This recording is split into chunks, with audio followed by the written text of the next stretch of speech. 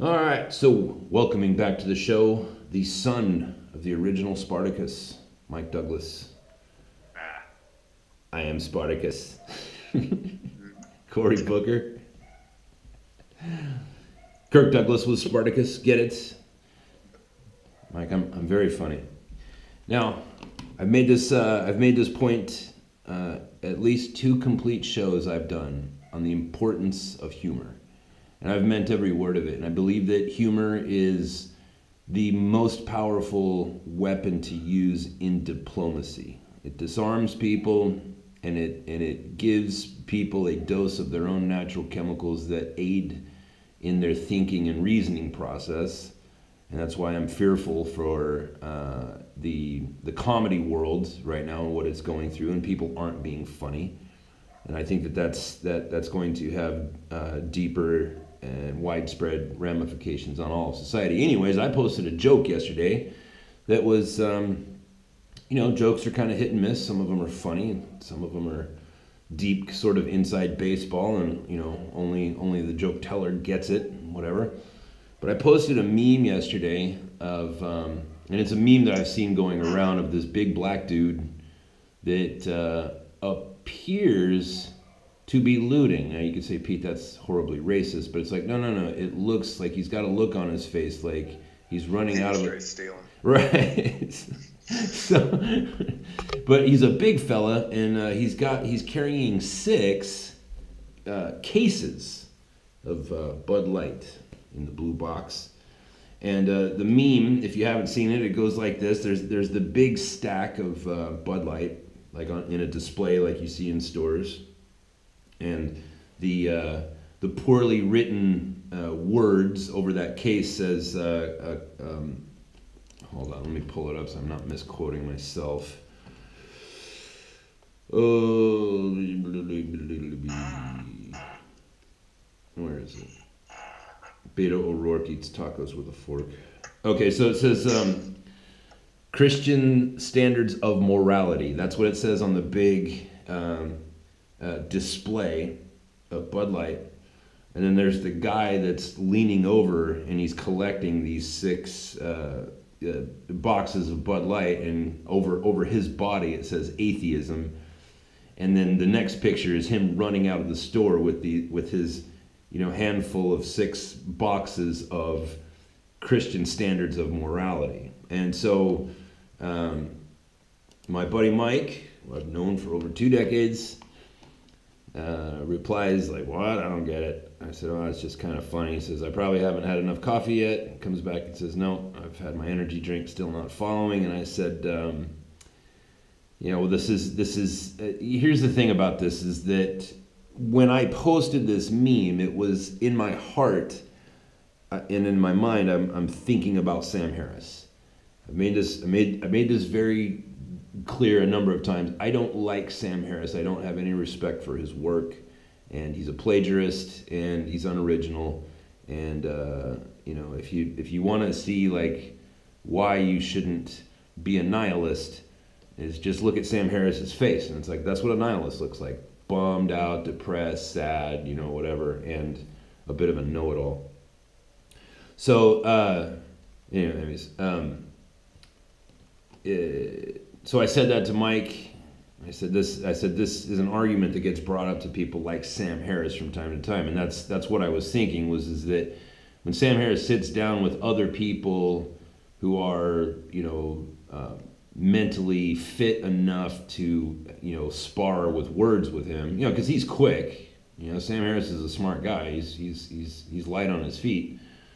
And when people sit down that are theists, like Jordan Peterson or Ben Shapiro or Dennis Prager, these kind of guys, well, they sit him down and say, well, your sense of morality, do you not see that your morals come from a Judeo-Christian background, and it's traceable. Like you can trace, you can trace the Constitution and the Bill of Rights back to the Magna Carta, and you can trace the Magna Carta back to the writings of Moses. Like it's all tied in. Can you not see that? And that's what I was thinking when I posted that. And so I replied that to Mike and said, this is the argument that people like Sam Harris receive. And so Mike naturally says, what argument is that? And I said, well, being an atheist is a luxury afforded to atheists by 17, I wrote 1300, but I meant to write, by 1700 years of exposure to Judeo-Christian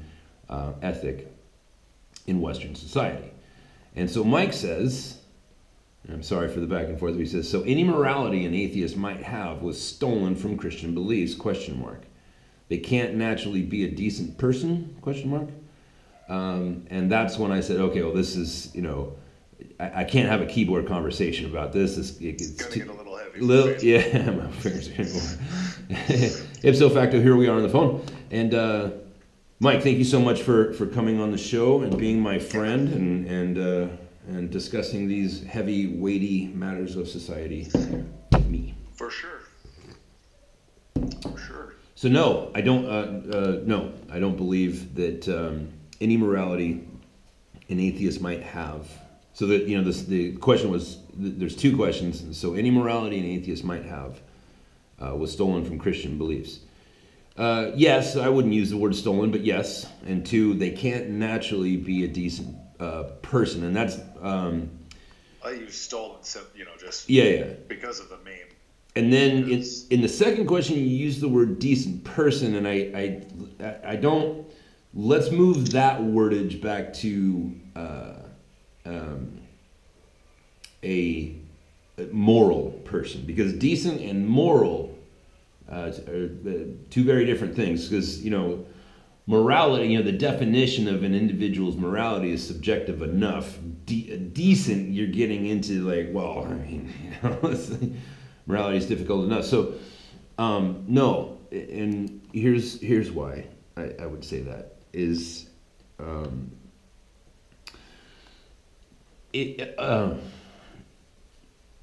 atheism. Here, let's do this. Let's look up. First, I want to get definitions straight. Like, what is an atheist? Because I hear a lot of atheists misuse that word. Atheist is for people that have been listening to the show for a while. Let's see, Cambridge Dictionary. There we go, Merriam-Webster.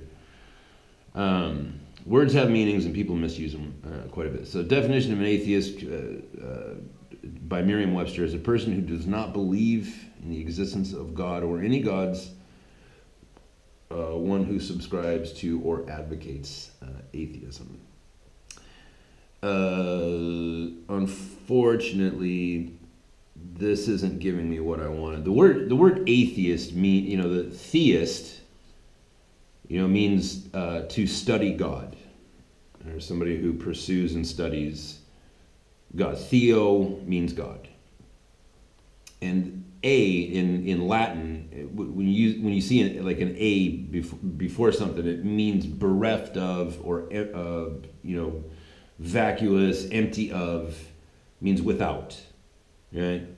So when I hear a lot of people say, "Well, I'm an atheist," like it's usually just a few seconds later that you find out what they truly are as anti-theists, and that's different.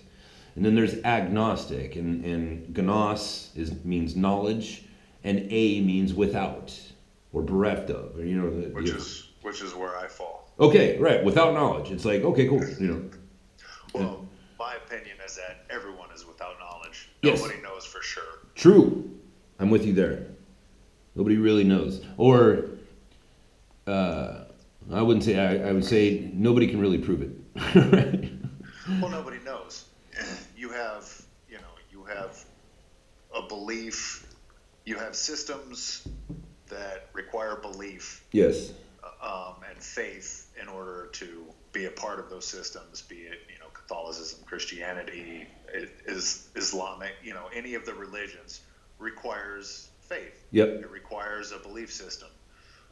But faith and belief is not proof. It's not knowledge. It's just, and I want to say this beforehand, before we get too deep in this. I am an agnostic person. I don't know if there is. I don't know if there isn't. I don't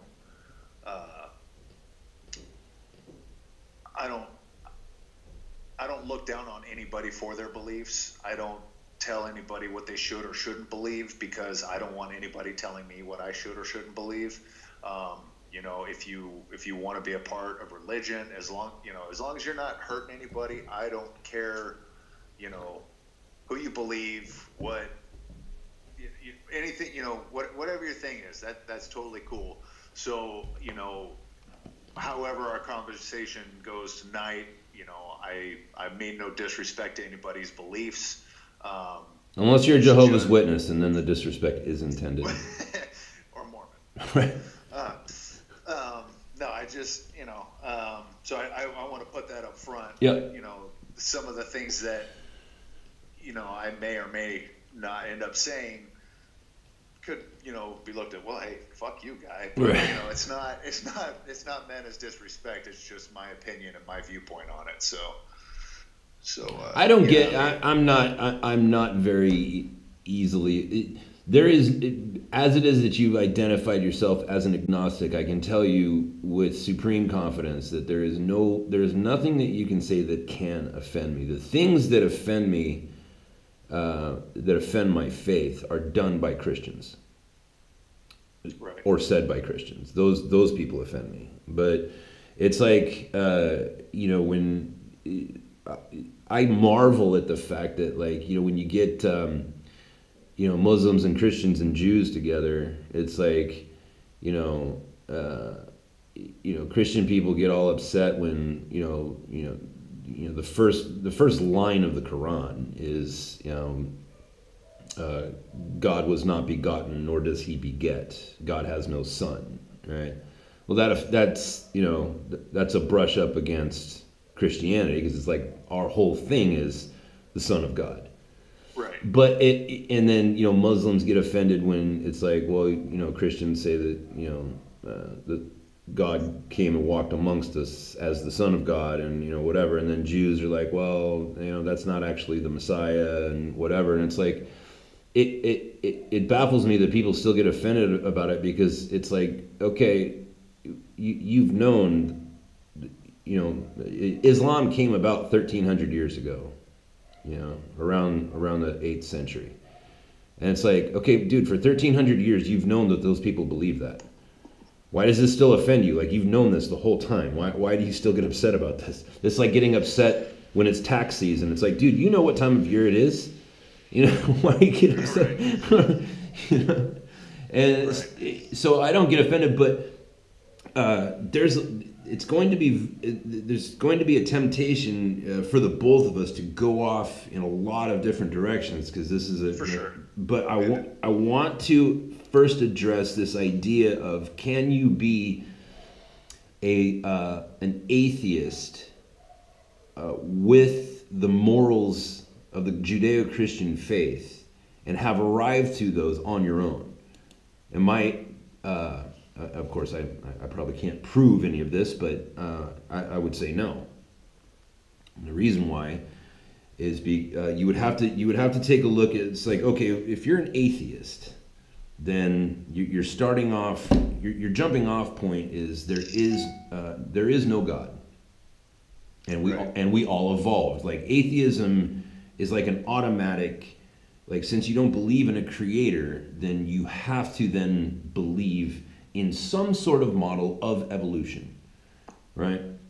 And then there's people like, you know, Richard Dawkins once said, well, you know, because of all of our theories of evolution, none of them really work, then perhaps, you know, aliens from another planet brought us here. And it's like, okay, but then you're still faced with that question of, like, well, how did they get there then? And it's like, okay, well, now you're back to the evolution problem. So either way, like, if you're an atheist, you are sort of shoehorned into believing that we all evolved. And if that's the case, then morality is just a byproduct of how different societies evolved, and therefore one cannot be superior to the other, because it's like, well, this is just nature, you know, this is just how it happened.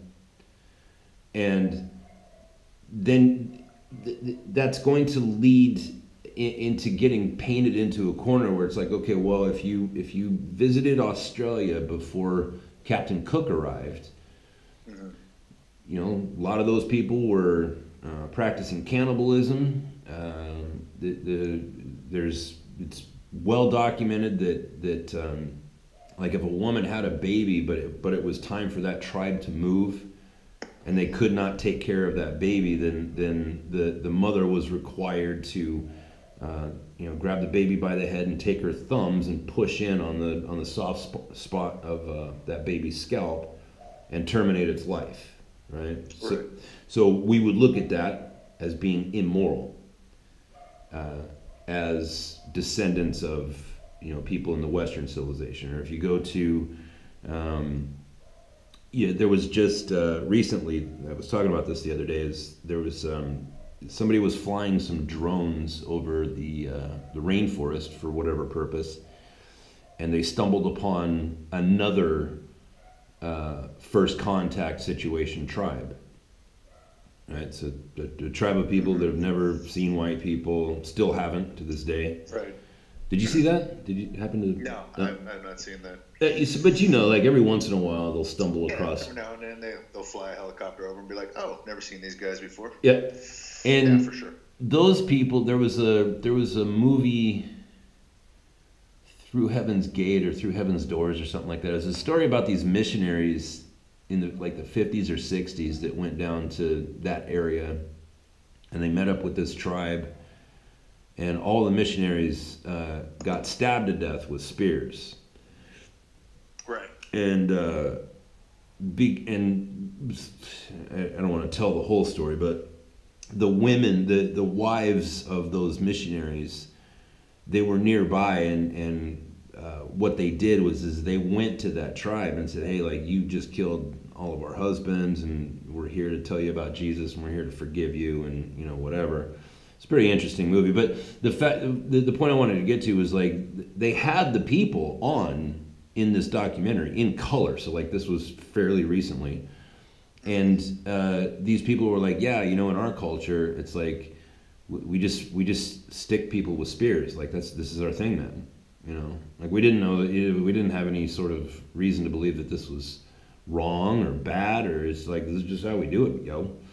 And yeah, come to my that's just like Texas. You come on my property, you're not getting a spear, you're getting a bullet. Yeah. So what I was getting at is, like, if you believe in evolution and you believe that morality is a consequence of evolution, then it's like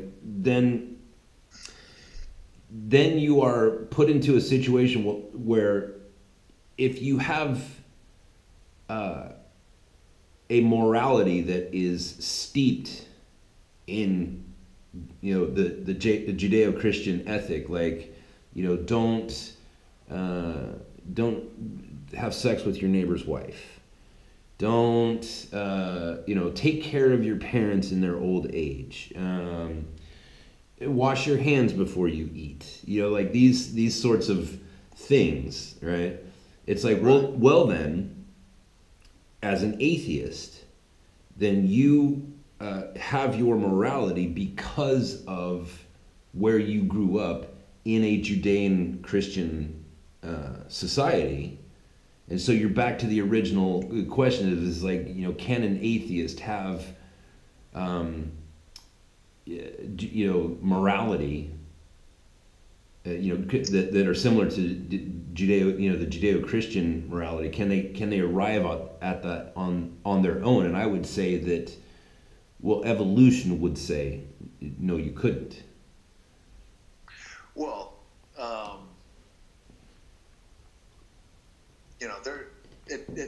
I would say it depends, and I would venture to say that while the Bible and Christian morality, being a big part of certain societies, a lot of the stuff that you're talking about can also be societal. You can't have tribes that are peaceful. You will have tribes that are violent. You will have you'll have all these. It just depends on. Sure. In my opinion, it depends on the group mindset. Now, you can take you know, and if you're talking about, you know, everything coming from the Judeo-Christian, you know, sets of morals, you know, through the Bible and through the teachings and all that other kind of stuff. I mean, you know, there's a long part of that early part of Christian history, you know, like the Crusades and, you know, burning witches and, you know, other kind of shit like that, where, you know, they had all the rules, and they were still not quite cool about things, if you know what I'm saying. I mean, but through the evolution of society, and, you know, and learning, and I would say even science, hey, you know, there's really not a such thing as a witch. You can probably stop burning people now. Well, there's, well, it goes even, like that are also going to have a significant impact on the behaviors of society. Yeah. I'm glad you brought that up. By the way, I hope that Trump brings back witch burning. But if you, just kidding, everybody, just kidding.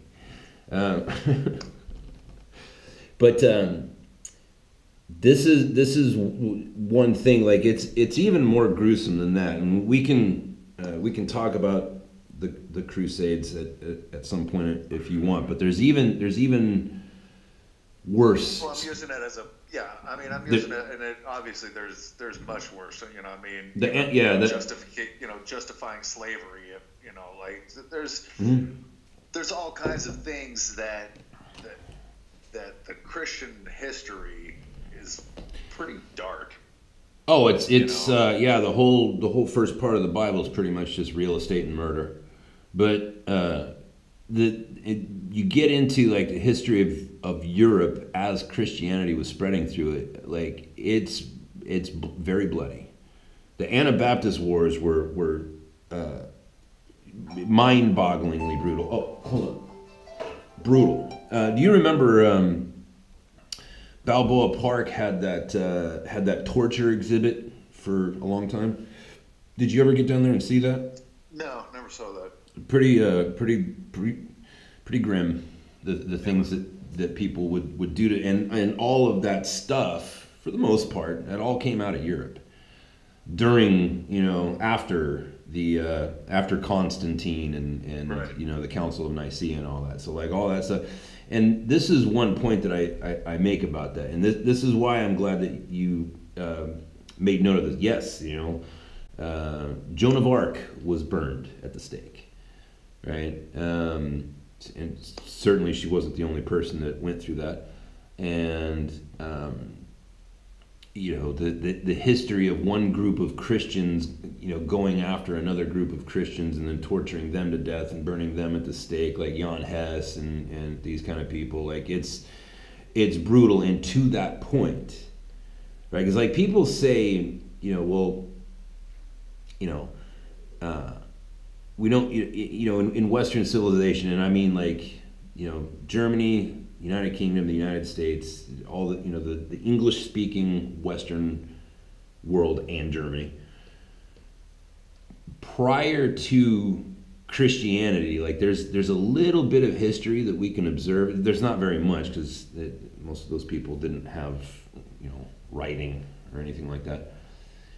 But those people were barbarians. Now, like, literally where we get that word barbarian is from the Germans. Like people came up from the south, Rome, and they were, you know, conquering Europe, and they came to the Deutschland, and they were like, when these people speak, they sound like bar, and that's literally where we get the word barbarian. Like people in Europe were cave people, and they were violent and brutal, and like, it was horrific. And so when people say, like, well, you can't really say that Christianity caused, you know, the Western world to change, and then caused, you know, the Magna Carta to be written, and then caused, you know, the printing press to be invented, and then, you know, the effect that all that stuff had on the United States and the forming of the colonies. And it's like, well, actually, yes, you can, because you can go back and you can see what those people were like before Christianity came into the picture. They were barbarians, and the Germans were the barbarians, and the France back then were called the Gauls, and it was like, and you go look into whatever history that has been recorded, because the Romans were pretty good about documenting as much as they could. It's like, man, those people were like not only brutal, but they were like the tribal people that we meet in the Amazon every 10 years or so. It's like they were really, really behind, the learning curve, if you will. And right. And then all of a sudden, skip. You've got, Germany is the most educated people on the planet. They're coming up with the most complex music and the most complex writings, and and then you got, and it spreads, and you can kind of track all that stuff back, but it all goes, you can see the arc. And what I say to people is like, well, take how those people lived before Constantine, because there were a number of times where Christianity almost didn't make it. The guy that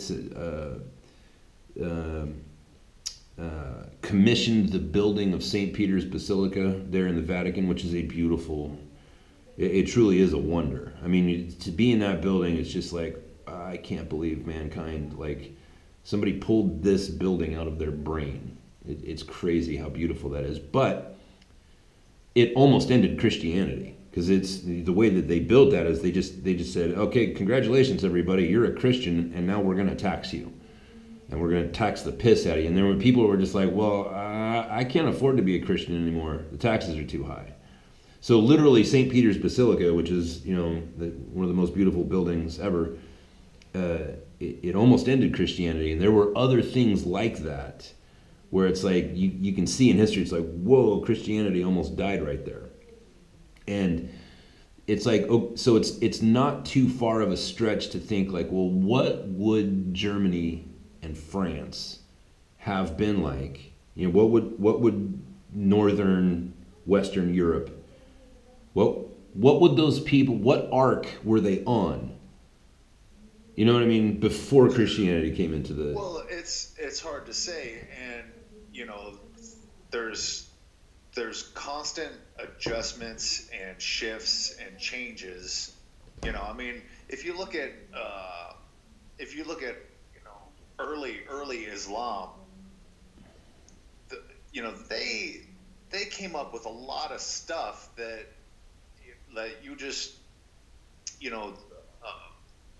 stuff like algebra and their golden age, if you will. Yeah. Came up, that the coffee you were talking about drinking earlier. You could thank Islam for that. Like, that's the earliest. The earliest findings were from that. It's like, but obviously they derailed somewhere and started taking things in a different direction. With I'm not saying all of them, because that would be a giant mess. But with the extremism and everything branches out and takes different directions. So, yes, early Christianity could very well have an influence on the early Germanic tribes and the barbarians, if you will, but it was still.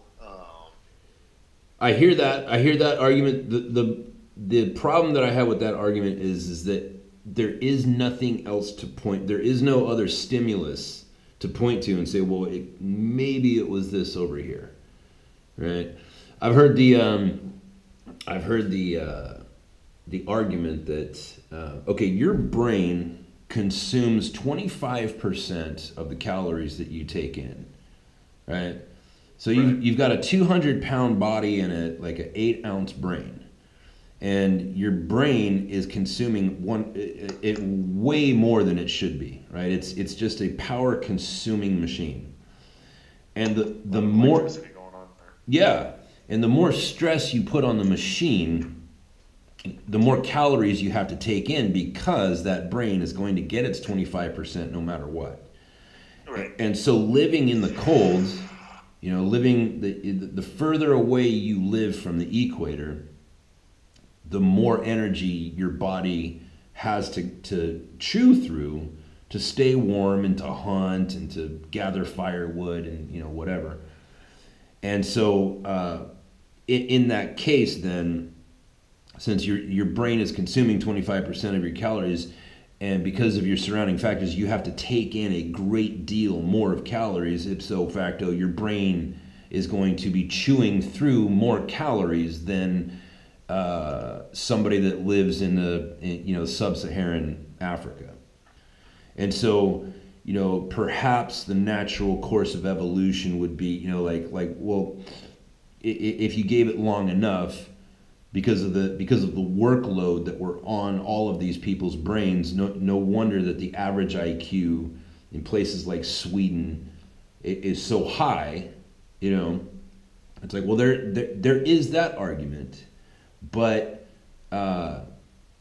that's a tough one, because to the atheist, to the person who is a staunch advocate for evolution, then that puts you on some pretty slippery ground as it applies to racism.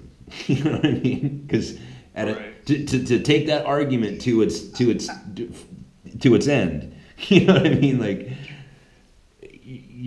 I suppose, right? I mean, yeah, that's a way to look at it. I don't know. I think a lot, we're getting back to the question of morality. Mm-hmm. Well, yeah, but which morality? Because you brought up that point of like, well, like in the what used to be called the Americas, like in the United States, before there were the United States, there were all kinds of different tribes, and right. People in the Southwest, some of those people practiced cannibalism. Some people in the Northeast practiced cannibalism, and some people were peaceful. Some one of the largest nations, the Sioux Nation. The Sioux Nation, that word Sioux, that wasn't the name of the tribe. That's what everybody else called them, because that word Sioux means enemy. That whole nation was called our enemy, because they were savage and brutal, and they like to conquer and whatever. So it's like, to your point, it's like, well, yeah, some tribes have morality that more falls in line with the Judeo-Christian morality. But if that's the argument, then it's like, okay, well, then when we're back to, well, then you have, Sam Harris, you have whatever morality that you do have, or Richard Dawkins, you have whatever morality that you have because of the tribe that you grew up in. And that tribe is steeped in the Judeo-Christian ethic, you know what I mean? So it's like that. For now, because I mean, if it's like we were talking about the last time, our last conversation, we were talking about how thin the fabric of society is, yeah. And if it all breaks down, how much good is all of that going to be? You know what I'm saying? Like, how moral are people really going to be? No matter how many times they went to church in their entire life, when society breaks down and they need to get food, right? All that other stuff you're talking about, yeah. All the cannibalism and everything else that you were talking about other tribes doing, you're going to see that shit again. Yeah. You're going to see it again. Absolutely. The only reason that that it's not like that is because we've agreed as a society that eating your neighbor is a terrible idea. Right. It's not cool. We have grocery stores. You don't need to do that.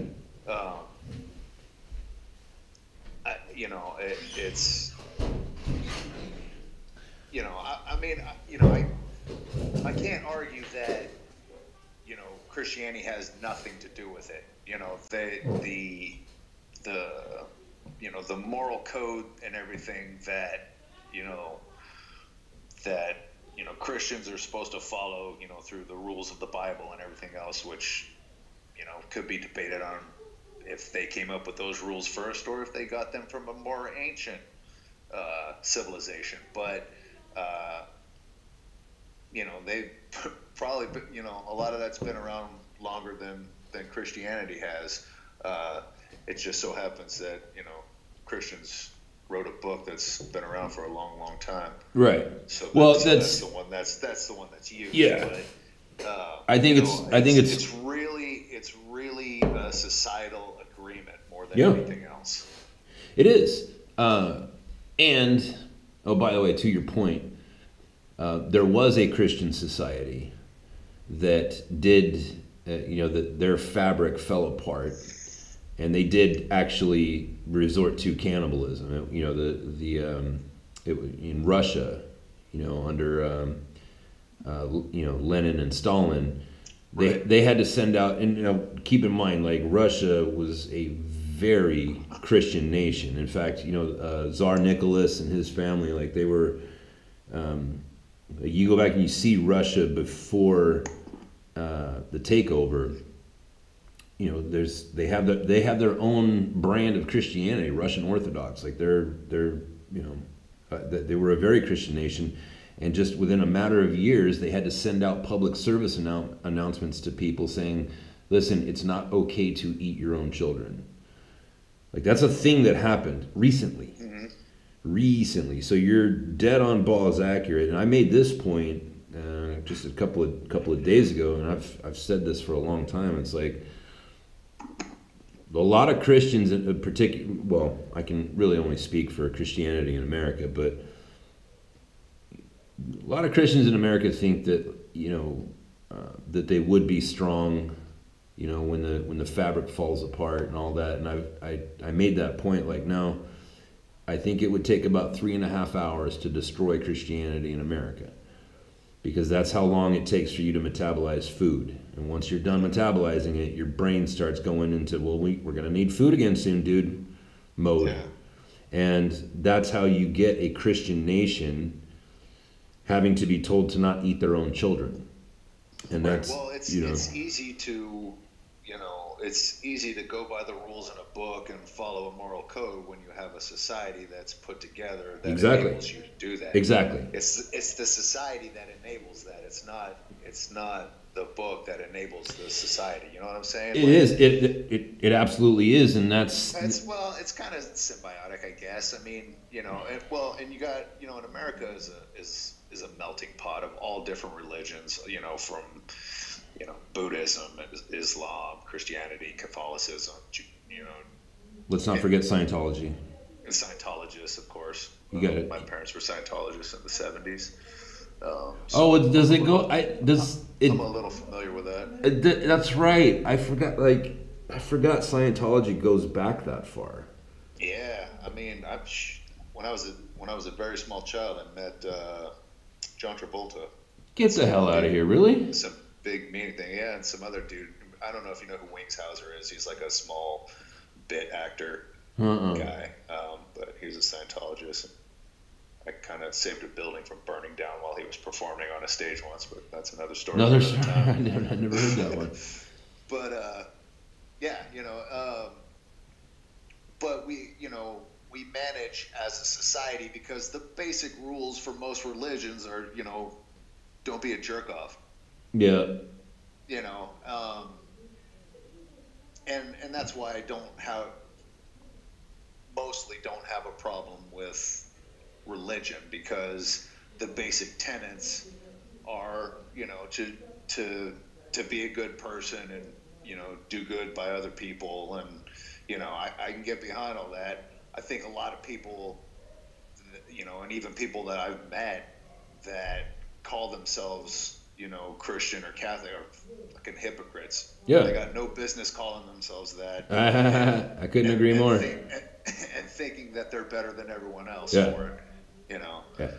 I have this. Yeah, I have the same problem, and this is where the difference comes in of, like, the actual faith. Is that, like, when you're put into a corner, like, let's say the leader of your government starts saying, listen, we need to kill all these Jews in a Christian nation. Like, Germans are, you know what I mean? Like, that's where the printing press came from. And the first things off the printing press the first thing was the Bible, and the second thing was everything that Martin Luther wrote. Like, the Germans were a very Christian people, and all of a sudden, here's this guy that's like, I'm here to save everybody. I love Germany. I'm going to save everything. And the next thing you know, he's talking about, let's exterminate all the Jews. And it's like, those people, once they were put into, a situation where they were hungry and cold and frightened, their monkey DNA came up, and they started going with, Mean Mr. Mustache. Right. And that's, this is where the difference is like if you have religion and you see it as like, well, I just need the rules. Just tell me what the rules are and I'll do them. And I got this book now, and it tells me, don't murder people, don't lie, don't steal stuff, wash your hands before you eat, take at least one day a week and rest. Like, okay, I can do all these things, right? And there is a certain part of us that needs a system. And systems are great. Systems are wonderful. And there's another guy that talks about that. But if that's all it is to you, then when you are challenged, then you're going to be the guy saying, yeah, fuck the Jews. And if it isn't faith, if it isn't something that you are tied into on some sort of metaphysical level, that's how you get a Dietrich Bonhoeffer, or the guys that did you see that Tom Cruise movie Valkyrie? I did not. It's a true story. I'm sure they took creative license, but there was a Tom Cruise. Tom Cruise, yeah. Yeah. It's one of two movies that Tom Cruise has done where he used an accent. The other one being Far and Away. Surprisingly, didn't do well in the box office, believe it or not. But I thought it was a great story. But that was Hitler's inner circle turning on him, right? So these were men that realized, like, whoa, wait a minute, we just got caught up in something. What are we doing? We're talking about murdering all the Jews. Let's just kill this Hitler guy. And they were like cabinet member guys, very, very close. These are the dudes that brought the briefcase bomb to yes. one of the meetings or so. Yeah, okay. Yeah, and then it didn't go off, and then they got executed and whatever. Right. Yeah, like, that's a true story.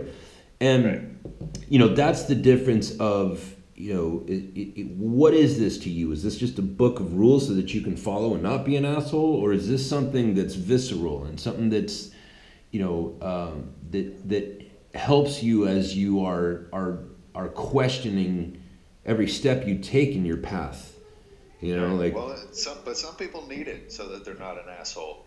Some people need that fear that they're going to burn for eternity if they screw up. They need that to stay on the right path, or because everybody's different, and there's some twisted people out there. And if they can use that to stay on the straight and narrow, more power. Yeah, I often look at like the video clip of that guy shouting down that woman with whose husband died at 9/11. Right. I look at that guy and I think, yeah, you need Jesus.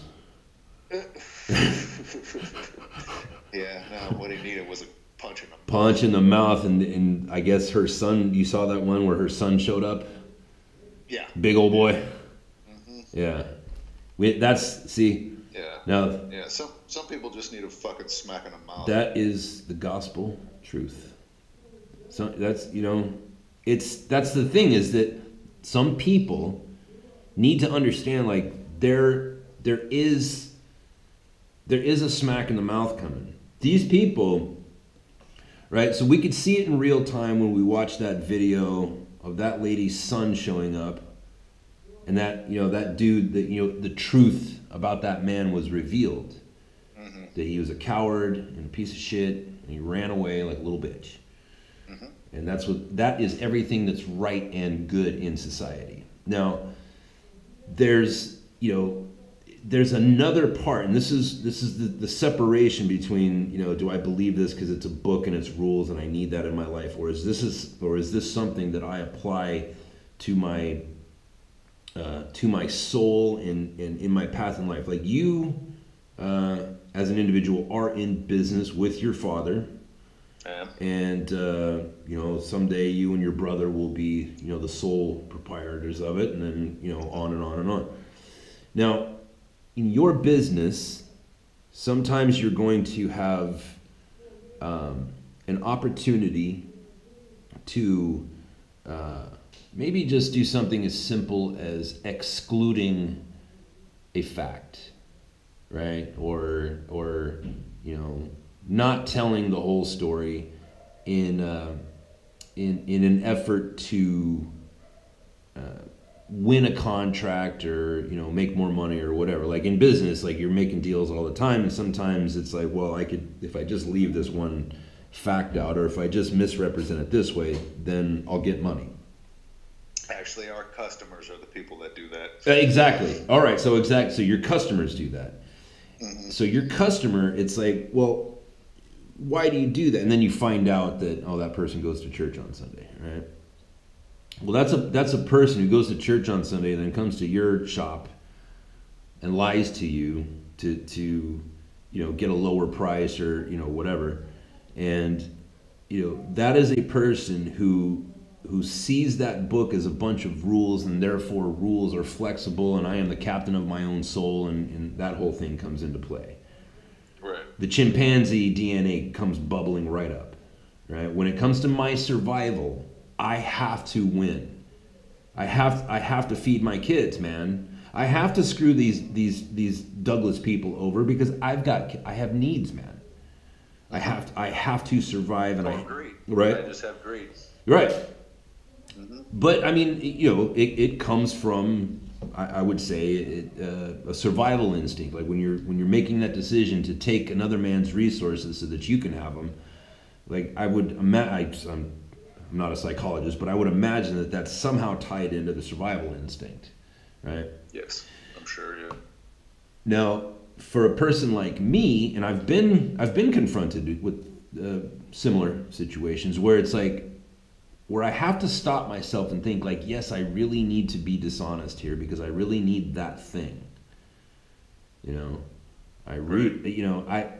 I have unanimously decided that I need it more than that guy needs it, without his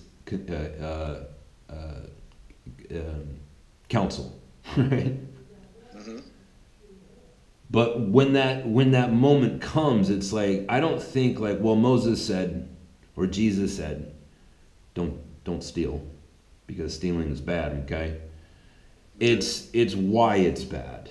Why, and not why it's bad for you as the guy that I'm going to steal from, but why it's bad for me and bad for my soul. And that's where that's the difference between a book reader and a practitioner of faith. It's like I would estimate that the majority of people who claim to be Christians in America are book readers. For sure. Right. And that if even that. Yes.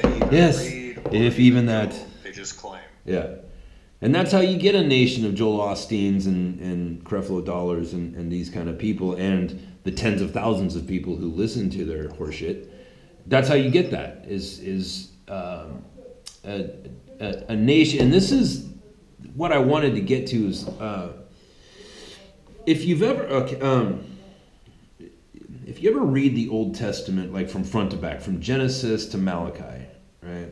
It's the same story being told over and over and over again in different contexts. It's right. The Jews worship God and are close to God and are therefore blessed and enriched, and then they get so fat and happy that they forget about God, and then they get enslaved, and then they repent, and God comes and saves them and gives them back their own land, and then they get rich, and then they get blessed and prosperous, and then they get fat and happy, and then they forget about God and they go, get enslaved again. And like this happens, like I think total it's like 7 times in the Old Testament, over and over and over. Learn.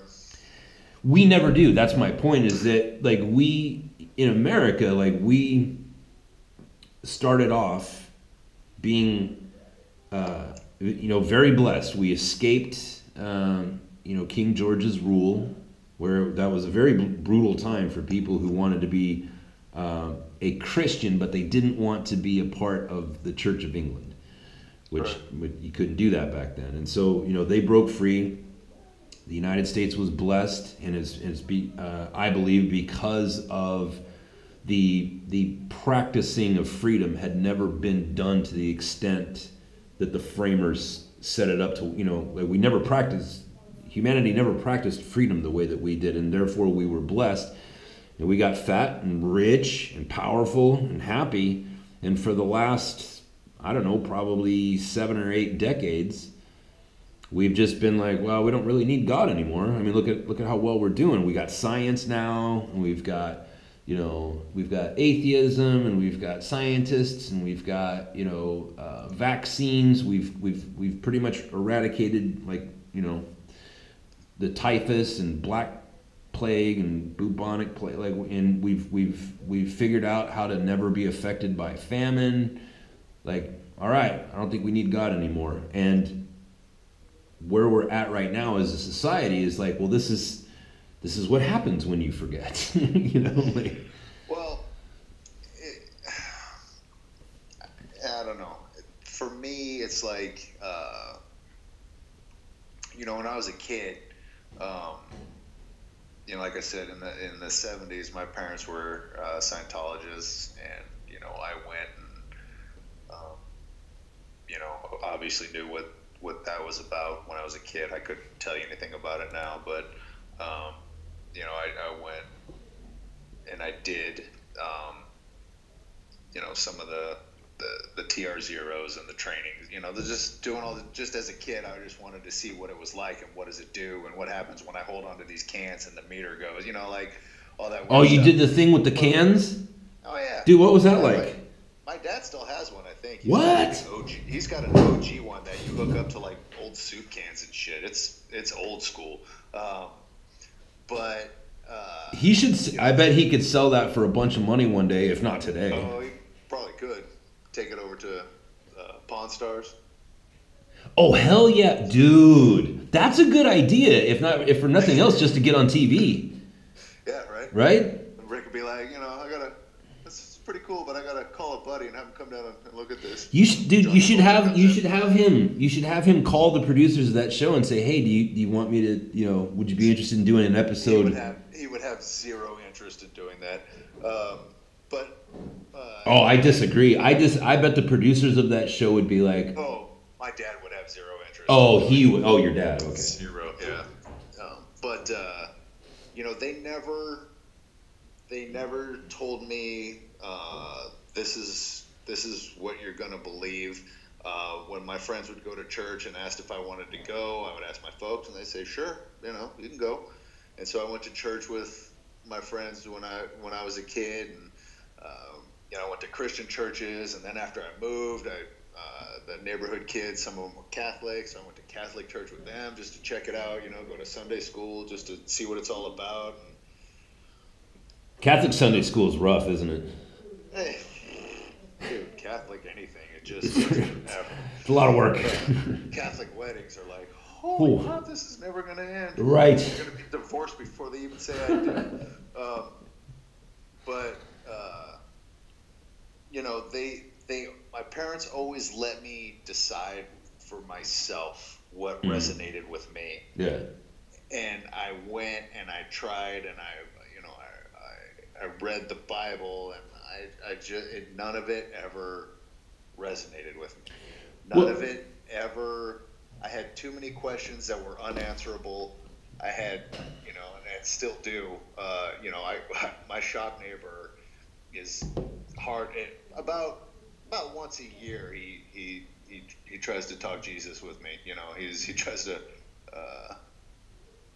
to get me involved, and and he's been doing it for years and years and years, and I still have questions that just they can't be answered, and until they're answered, I've got no interest in religion. Now, that's not to say I deny that there's an all-powerful God, because I don't know. I've not seen it myself, so I don't know. That's just how my brain works, and I can't. I had a girlfriend that was Christian also. Really? And she would say, well, why don't you just, basically what she was telling me is to fake it till I make it. And I'm like, I can't. Yeah, you can't do that. Yeah. I can't go and pretend to be something I'm not. I can't pretend to believe in something I don't. I can't. My mind won't let me do that. It won't. It just won't. Nor should it. Religion's good for a lot of people. It just doesn't work for me. Yeah. Whenever people ask me if I'm religious, my first question, or my first response to that question is like, what do you mean by religion? Because even that word is kind of, you can apply that.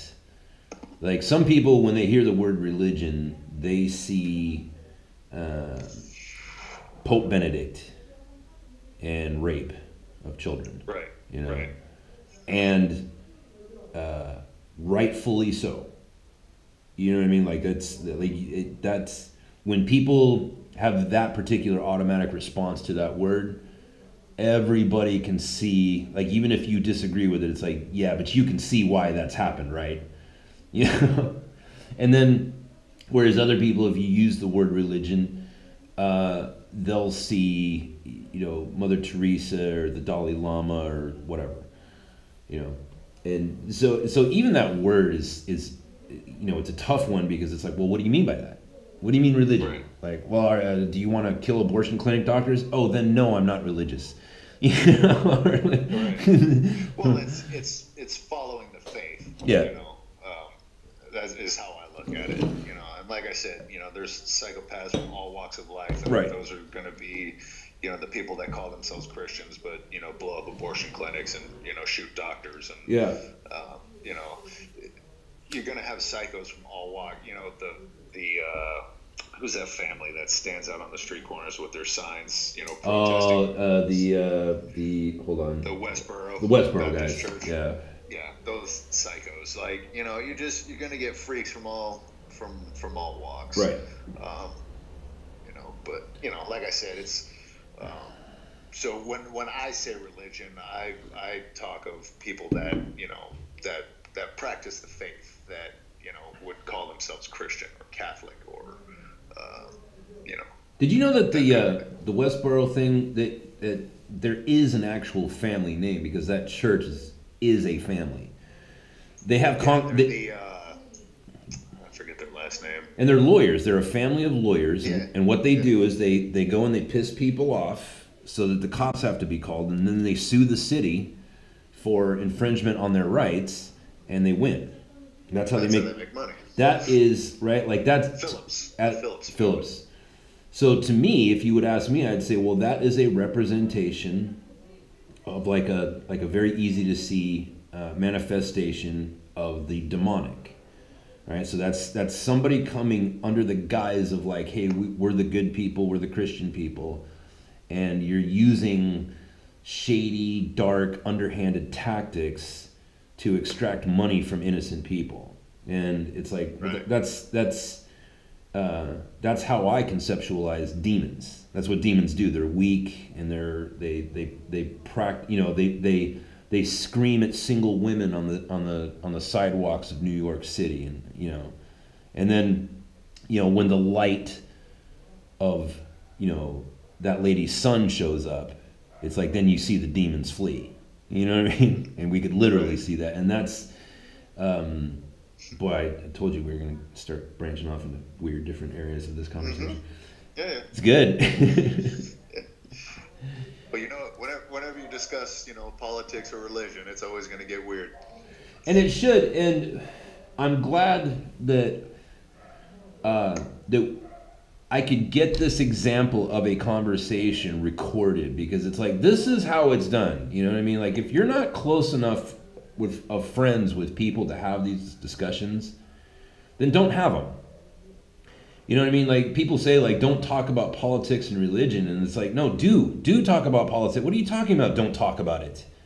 Like, there's nothing more important to talk about than these things. It's like, this is how we progress as a society. Like, this is, like, you mentioned, you know, slavery before. It's like, yeah, you know, there were Christian people who owned slaves for hundreds of years, and it's like, and also, well, even the Bible says you could take them from neighboring countries, right? You know, so I'm gonna go get me a Canadian.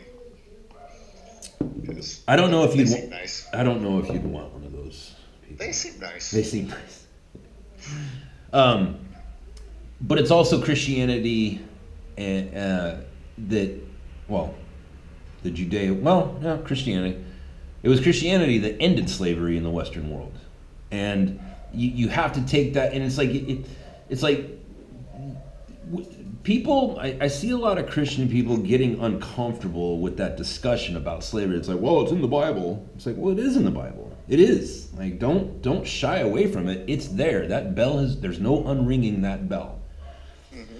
And if that makes you uncomfortable, to just, like, if you bring that up and it makes me uncomfortable, it's like, well, then this conversation is going to get weird and probably loud and violent. You know, like, you know, people sit around dinner tables at Thanksgiving, family members, and start getting after each other at people's throats. And where that comes from is, like, it's like, oh, you don't know your material. You don't know what you believe and why you believe it. You don't know the whole story. You know, like, people bring up the Crusades. It's like, oh, you want to talk about the Crusades? Oh, let's talk about that. Why did that happen? Because most people will say the Crusades, and it's like, oh, that's when the English people just simultaneously lost their shit and decided to go to the Middle East and just start slaying motherfuckers. It's like, well, that's not what happened. You know, like, it's part of it, but not, you know, there was a catalyst. There was something that started that. And, you know, it's like, if somebody brings something up to you that makes you uncomfortable about what you believe or the way that you operate your life, chances are is that it's because you're not familiar with the material, and you don't want to talk about it because you know that you only have flimsy, unprovable things to say. And it's like, and that, once you recognize that, it's like, this is your call to better yourself. This is your call to go study, find out, like, well, why do I believe this? Well, the problem with that, and, you know, getting to your point of, you know, do talk about it with family and stuff like that. The problem, I think, that a lot of people have is that they don't know how to do things and believe things as an individual. Right. A lot of things are very groupthink. A lot of beliefs are that people have are groupthink. You know, I got into a discussion with some social justice people. Oh boy. And it was, you know, and it was all the same, you know, and it was all the same attacks. You know, I ended up being a racist, and, you of course, know, and everything. You know, like, I got hit with all of the classic cliches that you get hit with when you disagree with those people, because they don't know, my toxic white male privilege, masculinity, all of it. I got hit with all of it. How did you get into that conversation? Let me just ask you that. How did you get into that conversation? I made a very simple statement, because, you know, I don't want to name any names or who was what, but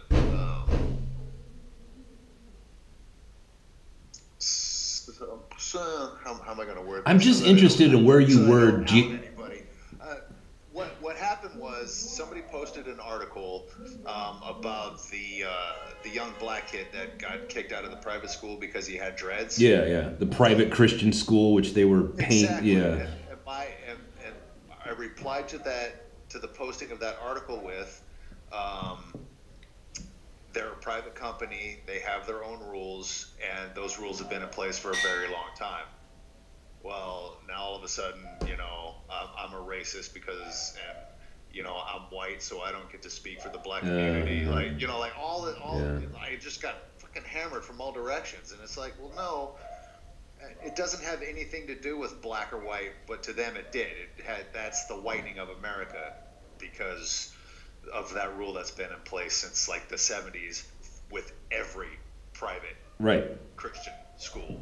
Every single school, or the military, or IBM, or it's like they want uniformity. They don't want distraction. It's about school. It's about going to learn. That's why they are better schools than these private dumps that everybody else is going, or these public dumps that everyone else is going to. Yeah. The private schools are sought after because they're better schools. The reason they're better is because they do everything through uniformity. They don't want distractions. All the kids wear uniforms. Their haircuts are the same. It's the same as the military, like you said. That's how they operate, and that's why they're private. They can make their own rules, But no, I'm a racist, and I don't understand the black community.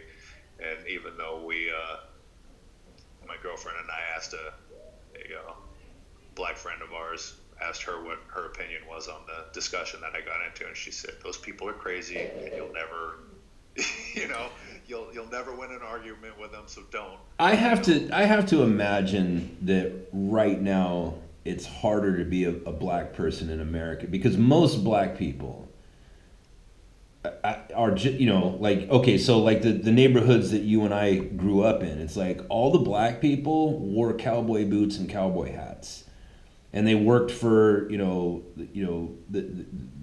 Caltrans, or what I mean. They worked at the General Electric down there by MCRD, or what I mean. Like they were all just hard work. It's like there was no social difference between black people or Mexican people or white people. It's like they're just they work with my dad and they're just black. You know what I mean? And so most like. I would have to imagine like your friend your lady friend that you brought this up to. It's like I would have to imagine that most black people are like, man, I wish people, particularly white people, I wish white people would shut up about this because it's like, dude, you don't know what you're talking about. Yeah, well, and that's the whole thing, and that's what got me. And I ended up just bowing out of that conversation because all of a sudden they were saying that I was being aggressive and attacking, and all I was doing was just making my point, And they wanted me to shut up, and I wasn't gonna shut up because I don't have to. I'm not a shutter-upper. If you want me to shut up, block me. Right. But if you're gonna say that if you're gonna respond to me and tell me that I'm wrong, I'm going to respond back. I'm not just gonna. And eventually I did. I just bowed out because it was pointless. But the whole thing to me was like, not one of these people that was jumping on my case is black. Right. Not one of them. Right. Somehow, they speak for the black community, but because I'm a white male, I'm not allowed to have an opinion. Right. You got white knighted. It's so fucking twisted. It's like, and who are these people that decided that they can speak for other communities or other people? Like, why don't people just speak for themselves? And anyway, getting back to before we steered off on this, about groupthink and that kind of thing. That's why these conversations can't really happen, because people aren't sure of their beliefs because they only believe what their friends believe. Right. They don't know why, they just do. Well, I kind of respect that person, and if they believe that, then I believe that too. Yeah. I don't know why, but I do. Yeah. And so when they're challenged on it, it doesn't work for them, and so then it becomes a big screaming match and stuff. You can't have you and I can do this because we've known each other for 20 something years. Right. Shit, what are we going on here? 90. Let's see, 20. 28. Wait a minute. It was 91, right? So it'd be right. Yeah. Shit. Close to about a couple months ago would have been 27 years. That's a long time. You know, that's a long time. We've known each other a long ass time. Yeah. you know, and we've had the deep conversations. You know, we've bonded together on a much deeper level through, you know, psychedelics or right. You know, whatever it was we did in our youth that made it so that we're able to have a discussion without going, yo, fuck you, bro. Right. And that's that. But I don't think, and even family, a lot of people just can't. They don't know how to talk to each other, and they're not comfortable with their own positions enough to do that. And I think that's getting back to like the atheism thing, and ultimately what I wanted to do was to shit on Sam Harris. I'm not that familiar with Sam Harris, but I'm guessing he's of the ilk of Dawkins and Hitchens and them guys, right? Yeah, he's just like actually I kind of have more respect for Hitchens, but Dawkins and Harris are two famous atheists who are famous for writing a book about God, in which, you know, like don't lose the irony in that, people. Like, these are people that are like, I'm an atheist, and it's like, well, what are you famous for? How did you get rich? Oh, I talk about God all the time. It's like, dude, come on, like, you know what I mean? And that's the thing, is that there is, you talk about like these people that have just completely lost their shit. They don't have any sort of tools in which to negotiate with other people in conversation, where it's like, oh, okay, well, let me find out what you believe, because I'm interested in who you are as a person and fascinated with humanity and what makes us tick. And I'm just like you. I'm on my path, and, you know, life freaks me out, and it's full of disappointments and hardship and horrific, you know, nightmarish, you know, things that you know, cause deep introspection. And I'm just trying to figure it out. And maybe if I get to know, like, well, where are you at on your path? Like, and if you can share that with me, and if I can take it in and say, okay, well, I haven't thought of that before, then maybe I can make a little bit more sense out of this world. But they don't have any of that, and they don't want any of that, because there's a vacuum. There's a place in all of us that needs a connection to some sort of metaphysical order. You know, that we can't, like, when we. It's like when people go on a diet, right? There's usually like an immediate weight loss, regardless of what that diet is, right? Right. And you can say that one of the reasons for that is just by the simple act of having a regiment, your body's going to start processing, you know, food differently, because it's like, well, now we have a schedule, and we're going to start working a little bit differently, and its natural response is to drop a whole bunch of the excess weight. And I mean, that's kind of a rough example, but it's like there is a need for order in all of us. And right. if you start teaching the children of your civilization that like there is no order giver, and therefore there is no order, there's only chaos.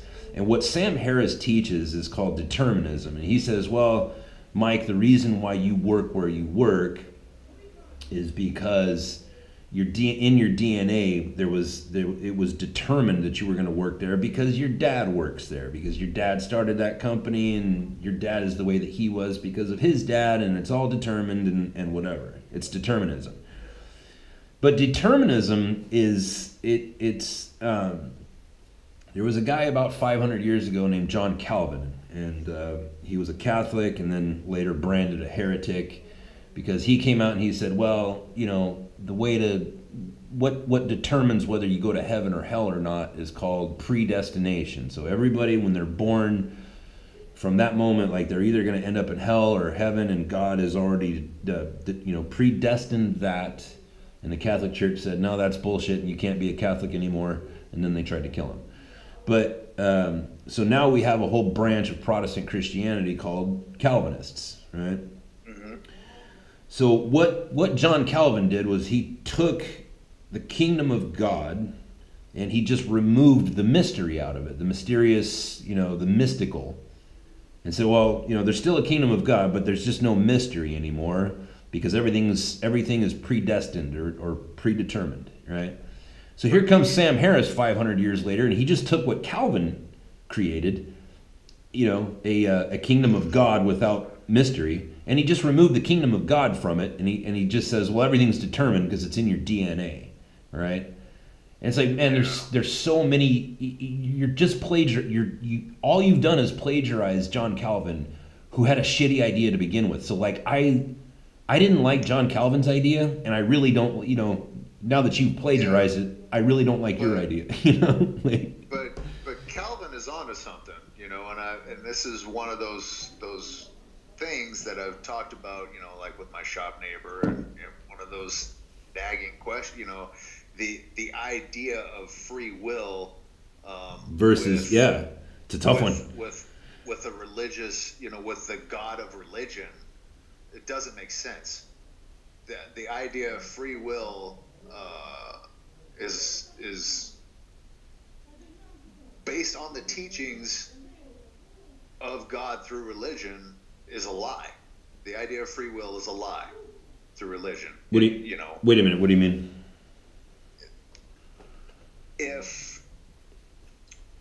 Let's back up. Okay. God always was, always is, always will be. Right? Hang on 1 second. Hang on.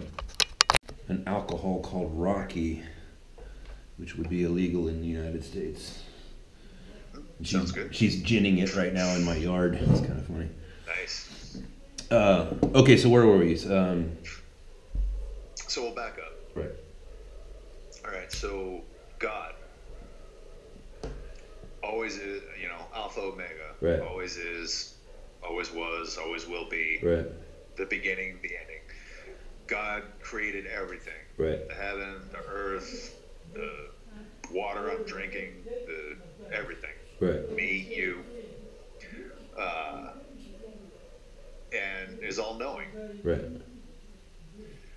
Well, if God is all-knowing and God created me, then God knows from beginning to end everything that's going to happen from when I'm born to when I'm dead and what's going to happen to me after. Right. So the idea of free will is a lie because he already knows everything that is going to happen from beginning to end. You can't have an all-knowing God create something and then not know what he's going to do. Right. You know what I'm saying? Yep. So the idea that you have a free will in a religious, based on those defined aspects of God through religion, there is no free will. You're created for a purpose. You're created to do whatever it is that you're going to do throughout your life, and that's it. Right. That's the argument. That's my viewpoint. Well, that is the argument that Calvin made. Yeah, and I agree with him. Okay. If that is the case, if what religion says about God is true, then that is the case. You're created for a purpose, and you live out your purpose, and then you go wherever you go at the end of it. Right. What I would say to that is, the first problem that anybody in that conversation is going to come up against is like, well, what do you mean by God? Right? Like I said earlier, like, well, what do you mean by religion? It's like, okay, well, what do you mean by God? And so I think back, I was hitchhiking through Germany about 6 years ago, and I got picked up in Cologne by this dude driving like $100,000 Audi. And we went driving down, and I tried to talk him out of it because I hadn't showered in a couple of days, and I was like, dude, like, you've got a really nice car, and I probably smell bad. But he's like, no, this is a bucket list thing. I want to give a hitchhiker a ride. I was like, all right, cool. And so we're flying down the Autobahn, and he says, well, what are you doing? I said, I just kind of came to a place in my life where I had to figure out, like if there really is a God or not. I grew up Christian, but like, I had that crisis of thought, midlife crisis, but most men don't start asking the hard questions till they hit their 30s usually, so that's kind of where I was. And he says, oh, okay, well, cool, well, I'm an atheist and I believe in science. I was like, all right, cool, so let's, I'll just use whatever tools that I believe you already have in your mind. I was like, all right, so we have figured out through the scientific method that all matter in the universe is actually made of energy. Like, so everything in the universe is energy. Like, that's correct. We've got that nailed down. Everybody agrees on that. And that like when you and I were kids, we were taught they taught that space was a gigantic vacuum. And now we know that nature abhors a vacuum. There is no such thing, and the universe is actually jam-packed with energy particles. It's everywhere simultaneously, and everything. And energy does not it doesn't duplicate itself, right? Like, it doesn't create and it doesn't get destroyed. It just changes form. Right. So energy particles are eternal. Right. So we've found something in nature that always has been and always will be.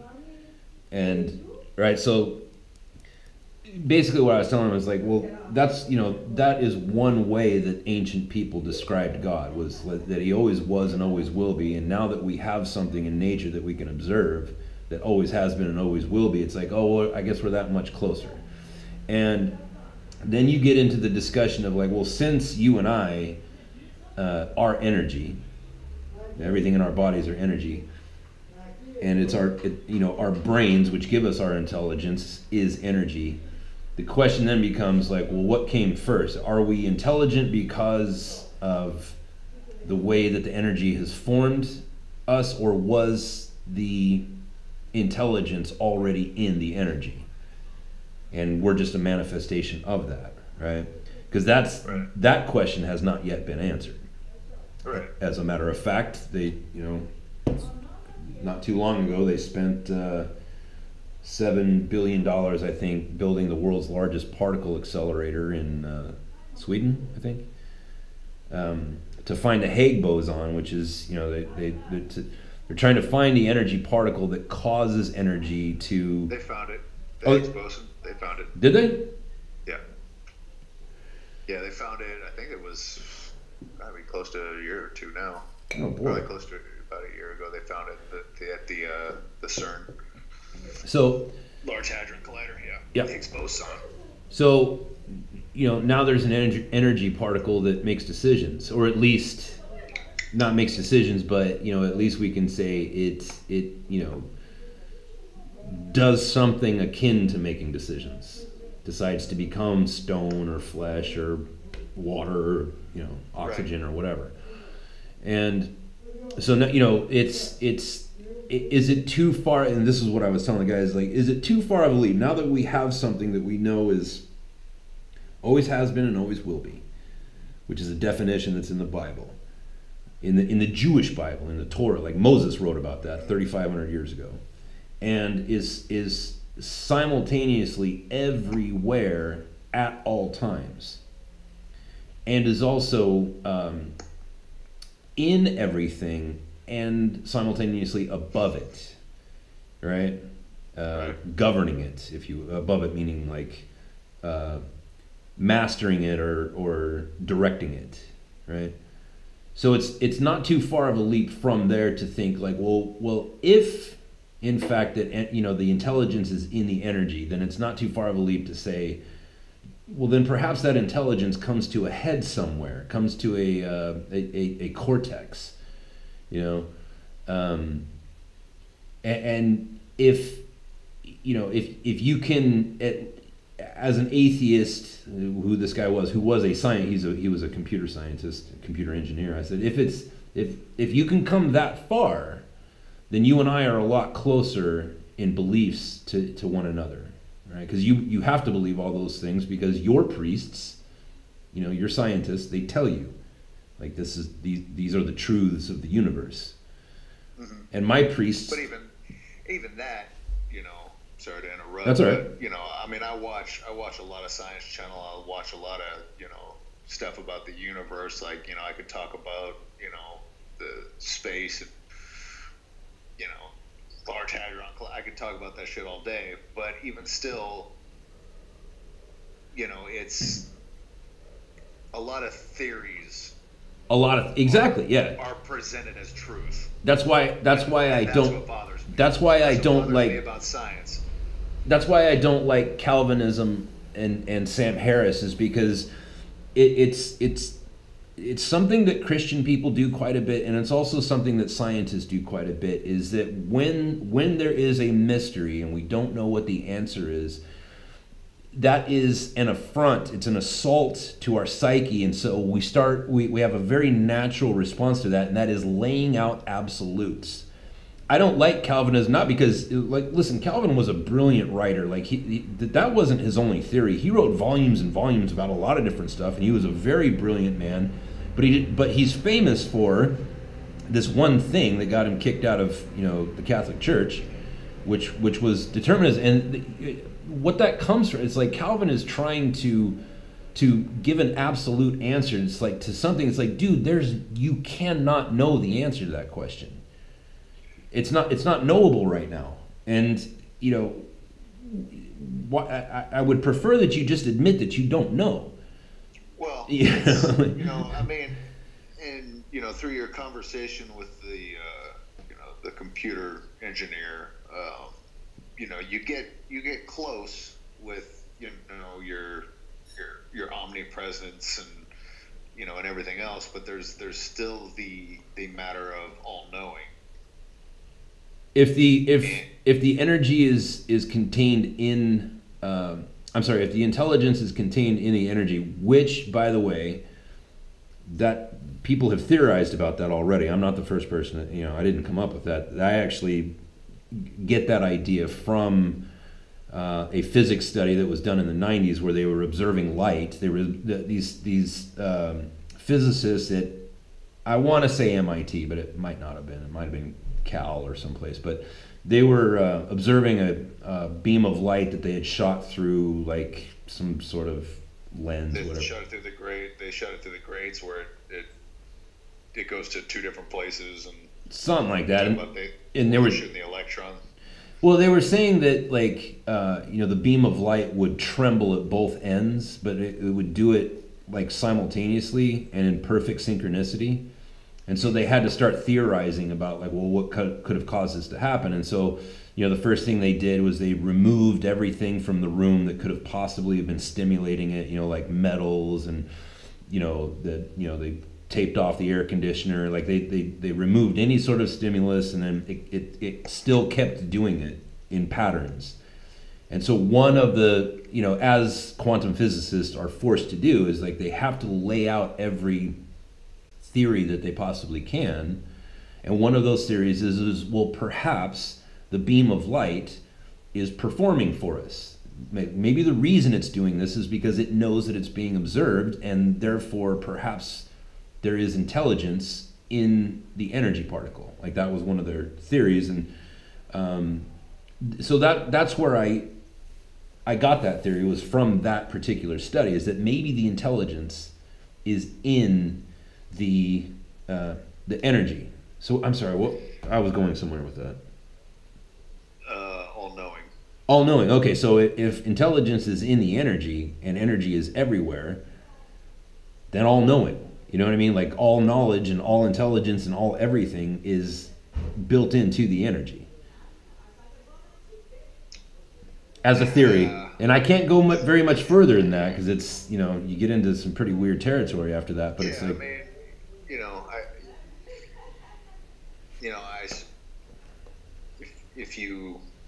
if you could look at it that way, you know, I suppose, you know, that it has an intelligence, but does that mean that it's intelligent enough to take the energy that makes up me and send it to a hell or a heaven, or tell somebody to go up on a mountain and, you know, carve these 10 commandments, or, right, you know, like, you know, everything that the Bible says God is done, like you're talking you're talking a hyper intelligent chunk of energy here, Right.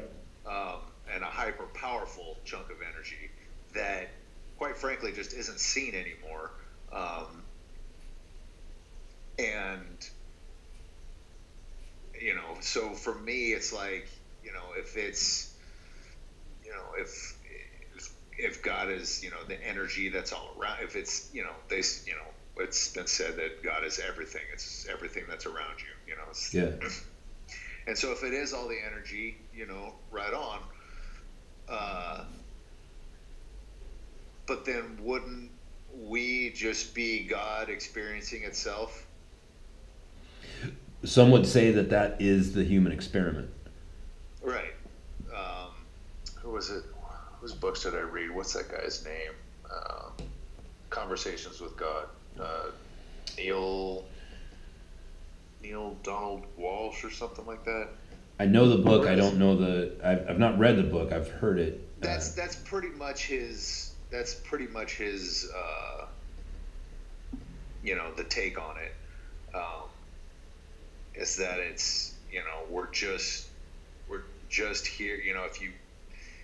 If you picture, this, this massive energy that, covers the entire universe, and, people would just be like, if you imagine these little fingers coming down from this massive energy that covers the whole universe, and each finger is a person, just having the ability to see and hear and talk and experience. It's just to have experience, and so, whatever experience you're created for, is it really fair that if you were created for this experience, that if you didn't do things the right way, that you're sent to some damnation for eternity? The bad place. It doesn't really seem fair to me, like and that's just part of the reason why I just, part of many reasons that, it doesn't work for me. That's why it doesn't work for me. Yeah.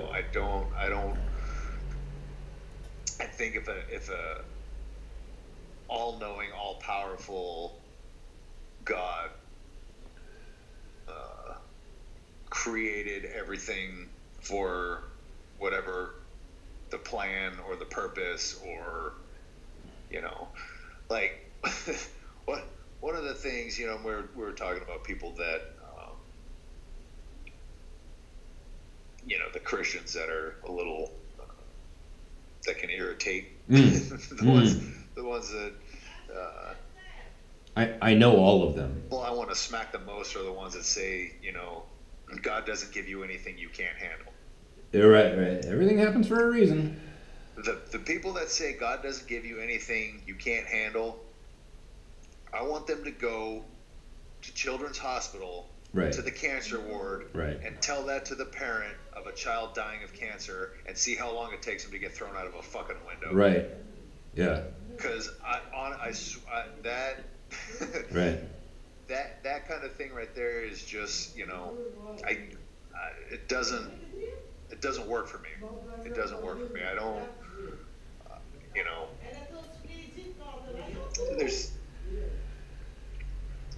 there's too much, it's just too much that doesn't make sense, and too much that doesn't add up. That's, well, and for me, and like I said, I'm agnostic. I can't say there is a God, and I can't say there isn't a God, because I don't know.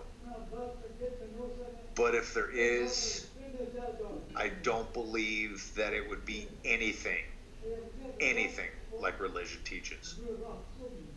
I just don't. Well, it's that thought that, particularly like what you touched on is you got a bunch of knuckleheads running around saying, well, everything happens for a reason. God never gives you anything that you can't handle. It's like, like the problem with that is like, it's like, well, I think you're talking out of your ass. I don't think you know what you're saying. Like if you were in my position, I've had friends, like I've been to children's San Diego, twice for two different families. Like I've watched two of my friends' separate families, two of their children die in that hospital.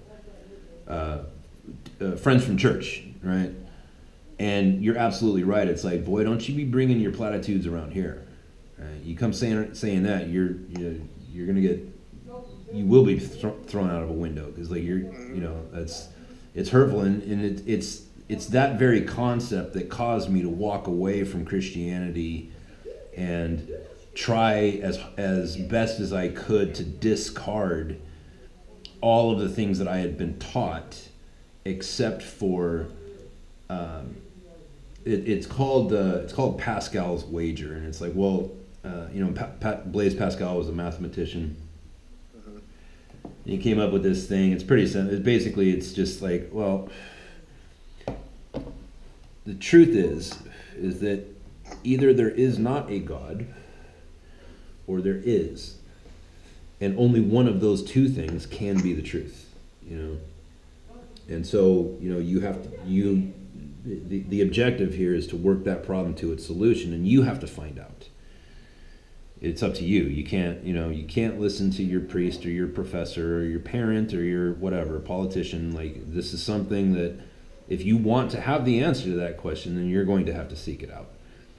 And so I just took that as like, well, I do believe that there is a divine order, call it the Tao or reverse entropy, or the implicate order, or the Holy Spirit, or whatever it is that you want to call it. I do believe that there's something, and so I have this book that tells a series of stories of people who apparently spoke openly with this being, as in like very close to face-to-face conversations, where it was something akin to an audible sort of conversation. And if there is a God, then this God must be desiring to speak with me and to speak with all people in the same way that he spoke with Moses and Elijah and Jesus and all these different people, Jonah. Yeah, he was doing a lot of talking back in the day, not so much anymore. Well, that's the thing, is that either those people were special, in which case that would mean I am not special, and therefore I can now unburden myself of the responsibility of trying to follow this God, since I am so not special that he will not speak to me, and therefore the Bible itself is a fraud, because this Bible says that ultimately what this God wants from me is a father and son relationship. And what kind of father doesn't want to talk to their son? I already have a father like that. I don't need another one, thank you very much. So either, you know what I mean? Like, so if that's the case, then I can unburden myself from this horrific belief that I have that causes me pain and guilt and shame and all this other stuff. Or I'm not listening. I can't hear because I do not practice hearing. The same way that those people that were talking to you about the kid with the dreadlocks, they would not listen to you. They could not hear you. You would bring up a very valid point, like, dude, this is a private school. This is, it's very similar to the military. It's very similar to what IBM does, and because IBM makes their people dress in blue suits. This is a private thing. There's a reason for it, and you can't have dreadlocks in the Marine Corps. There's a reason for that, But they could not. It was impossible for them to take your words and have it be absorbed into their minds. They couldn't hear you. And so perhaps like the reason why I can't talk with this God is because I can't hear him. So, you know what I mean? Like, well, I get what you're saying, but they know I'm real. They know I'm actually speaking words. Whether or not they choose to listen to me or hear what I'm saying is their decision. But they could come over to my house and shake my hand or smack me. Like it's they could physically prove that I'm here. And so if you could physically prove it, right? Like if you could, then as far as communicating with the Almighty and that sort of thing, like having the radio to God, name that movie, Raiders of the Lost Ark for you people. If you could do that, then that would be a very important and very personal pursuit, Yeah,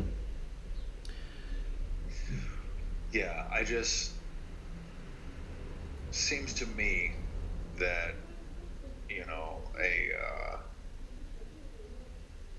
an omnipresent, all-powerful being could just fucking be like, "Hey, bro, I'm right here," and then I can go, "Okay, dude, what do you really want with it? Like what how do you really want us to behave? Like, do I have to go every Sunday? Like, what? Is the Bible legit or not? Like, like that. Simple questions. Yeah. I don't want the meaning of life. I don't want all that. It's just, if that's a legit conversation, that I can have, then we're talking about something totally different. But I don't think I'm going to have that conversation anytime soon. All right. I don't. I just, I don't see him showing up in my living room. Well, I get, I used to get questions, when I went on my long walk, and I would tell, like, that scientist guy, like, when I told him, I'm like, I just, came to a place where I had to find out if there was a God or not. That's not the first time I've said those words, or the last time. And, people always ask me, like, well, okay, well, what did you find? What's the answer? And I always, for the most part, I always say the same thing, is if you want to know, you have to know. You have to find out. Like, it's not for, the biggest tragedy of Christianity, and it actually happened pretty naturally, but the biggest tragedy is that we've somehow come to depend on other people to give us the answers. And it's like, now, if you really want to know the truth, it's like, there's a debate right now among some people that the earth is actually flat. Yeah. And it's like, okay, fair enough. Like, if you truly want to know the truth, then you have to, go get a pilot's license and learn to be a pilot, and then apply at NASA and become an astronaut, and then go up into outer space, or become buddy with Elon Musk, or those people. Or, like, if you really want to know the truth, then you have to go to outer space and observe it for yourself. Otherwise, it's like, like that scene in Sherlock where they're ridiculing him because he didn't know that there were 9 planets in the solar system, and he's like, yeah, but the amount of planets in the solar system does not affect my day-to-day life. Therefore, I don't have any room for it in my brain. Like, I don't need to know this. This isn't important to me, Right. And so it's like, if you want to know the truth about anything, then you have to know the truth of it. Like, you have to go seek it out and whatever. And if you, that's what bothers me about people like Sam Harris and Richard Dawkins. It's like, dude, you're trying to speak truths about a thing that you say that you purposely don't know anything about because you don't believe it. Like Richard Dawkins is a microbiologist. It's like, but that's not what he's famous for. Right. He's famous for. Yeah, no, and I don't. I have the same feeling towards hardcore atheists that I do against, super hardcore religious people. It's the, and some of the most hardcore atheists I've met are people that were born into it, raised in a religious family. Yeah. And then, decided no. Yeah, they realize that everybody around them is full of shit. Militant. They are hardcore about it. Angry about it. Yeah. And I do wish that,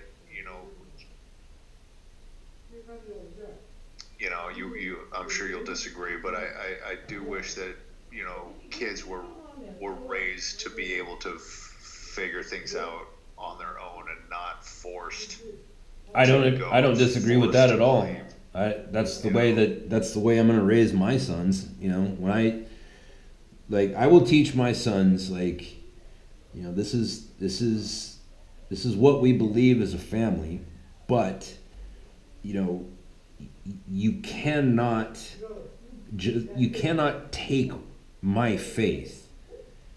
If you're going to have faith in anything at all, you are going to have to. This is your journey, and these conclusions that I've come to, I came to through a lot of tears and a lot of broken places and a lot of anguish. It's like I paid the price to believe what I believe, and this is the path of life. Is like, listen, if you don't take the hero's journey, if you don't go and fight that fire breathing dragon, if you don't face it yourself, then it's not yours. You can't have it, and you can't have my faith because my faith is mine. It's not transferable. It's not a commodity. Right. You're going to have to. You don't get to be a Marine just because I was a Marine. Right. Exactly. Yeah. You're gonna have to go through 3 months of hell if you want to bear that title, and take that sword and fight that fire lava monster. Yeah. Now Catholics, this is one. I love Catholics, but look, they've got their funny parts too. But that's one thing about Catholics. My girlfriend's family is hardcore Catholic. Yeah, and they believe that they're born into it. I'm Catholic because my parents were Catholic, and I got baptized when I was 6 months old, and it's like, yeah, I read the same book that you read, and I just don't see that. I don't see that. I don't think it works that way, And that's. I will raise my sons to be like, look. It has to be your own, or else you're not authentic. These people that are running around right now calling everybody a racist and a misogynist and the patriarchy and all these horrible things and yelling at widows on the street and hitting people on the head with bike locks and whatever, it's like those people don't have original thought. They're being taught that because they see their professors as being above and better than themselves, and so they make the same mistake that the Christian makes, or the Jew makes, or the Muslim makes. Is that they're just taking what they're being told and saying, well, that person obviously has it more figured out than I do, and I'm scared, right? Because life is scary, and I don't want to feel scared anymore. And I'm just going to believe what that guy believes, and then I won't feel so scared anymore. And so let's go out and start smacking people on the skull with bike locks. That's how that happens. And to avoid that in my own children, where I'm just raising plebes or raising followers or raising useful idiots, it's like, no. Whatever you believe. If you believe, if you get to that point when you're a teenager and you start believing in socialism, it's like, okay, well, then go study that. And study it until you get to the very bottom of it. But don't be running around telling people, oh, I'm a socialist, and have no basic knowledge of economics.